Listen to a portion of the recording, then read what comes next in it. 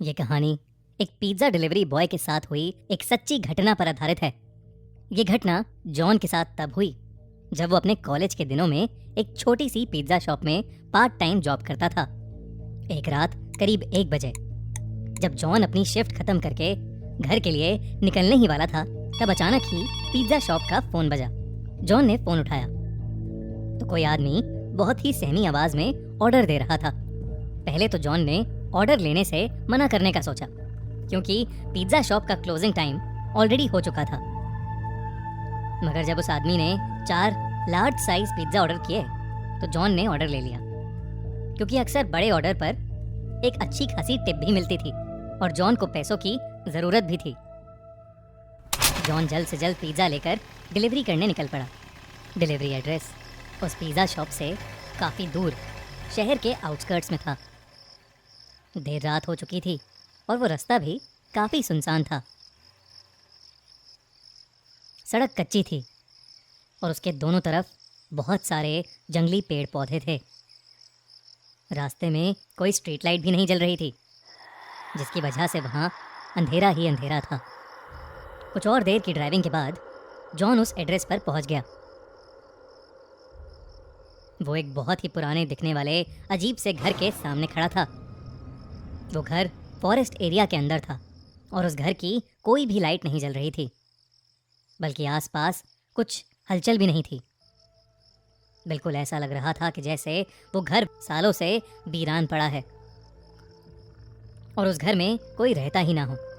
John उस घर को देखकर थोड़ा घबरा रहा था, इसलिए उसने अपने मैनेजर को कॉल किया। वो अपने मैनेजर को वो सिचुएशन एक्सप्लेन करके वहाँ से वापस चले जाना चाहता था, लेकिन उसके मैनेजर ने फ़ोन ही नहीं उठाया। जॉन अगर बिना मैनेजर को बताए वो चारों पिज्ज़ा वापस ले जाता तो उसका मैनेजर उससे बहुत ज़्यादा गुस्सा हो जाता और उसकी सैलरी भी काट लेता। इसलिए जब बार बार कॉल करने पर भी उसके मैनेजर ने फ़ोन नहीं उठाया तो उसने एक बार उस घर के पास जाकर डिलीवरी ट्राई करने का मन बनाया। जॉन जैसे ही आगे बढ़ा, उस घर के अंदर की एक लाइट ऑन हो गई। जॉन को थोड़ा सा कॉन्फिडेंस आया कि शायद अंदर कोई है। उसने डोरबेल बजाई और जोर से कहा, पिज्जा डिलीवरी। मगर कुछ देर तक किसी ने दरवाज़ा नहीं खोला। जॉन ने फिर से बेल बजाई तो उसे अंदर से किसी के कदमों की आवाज़ आई, लेकिन फिर से किसी ने दरवाज़ा नहीं खोला। जॉन वापस जाने ही वाला था कि अचानक से वो दरवाज़ा अपने आप खुल गया। जॉन थोड़ा घबराया हुआ अंदर घुसा। हॉल में एक डिम सी लाइट जल रही थी और वहाँ कोई भी नहीं था। जॉन ने आवाज़ लगाई, हेलो, कोई है? प्लीज़ अपना पिज़्ज़ा ले लीजिए। तभी जॉन ने देखा कि हॉल में पड़े सोफे के नीचे एक काली बिल्ली निकलकर एक रूम की तरफ भागी। जैसे ही वो बिल्ली उस रूम में घुसी, उस रूम की लाइट्स और टीवी ऑन हो गया। साथ ही छोटे बच्चों की शैतानी करने की और हंसने की आवाज़ भी आने लगी। जॉन को लगा कि कोई शायद उसके साथ किसी किस्म का मजाक कर रहा है। वो गुस्से में उस रूम के अंदर गया। वहाँ 2 छोटी सी लड़कियाँ बैठी थीं। वो दोनों वहाँ बेड पर बैठे बैठे जॉन को अजीब तरीके से घूरे जा रही थीं। जॉन उनसे कहने लगा कि वो कब से डोरबेल बजा रहा है और वो लोग हैं कि दरवाज़ा ही नहीं खोल रहे। जॉन उन पर गुस्सा कर रहा था, लेकिन वो दोनों फिर भी वहीं बैठी बिना कुछ बोले बस जॉन को घूरे जा रही थीं। जॉन ने फिर कहा, मैं पिज्ज़ा देने आया हूँ। तुम्हारे घर में कोई बड़ा है जिससे मैं पेमेंट ले सकूँ? अचानक उन लड़कियों की आंखों का रंग सफ़ेद पड़ गया और उनकी चुप्पी एक खतरनाक हंसी में बदल गई। उन दोनों ने उस कमरे के दरवाजे की तरफ इशारा किया जो जॉन के ठीक पीछे था। जॉन पीछे पलटा तो वो घबरा उठा। उसके हाथ से चारों पिज्ज़ा के डब्बे नीचे गिर पड़े, क्योंकि उसके ठीक सामने एक भयानक औरत का साया खड़ा था। ये सब देखकर जॉन डर के मारे कांपने लगा। वो जैसे तैसे अपनी बाइक की तरफ भागा और वहाँ से निकल गया।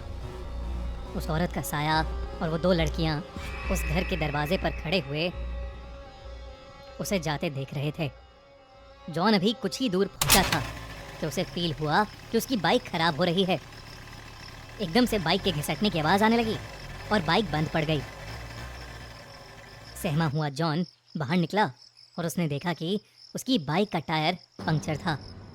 उसने डर के मारे पुलिस को फोन मिलाया और जल्द से जल्द मदद मांगी।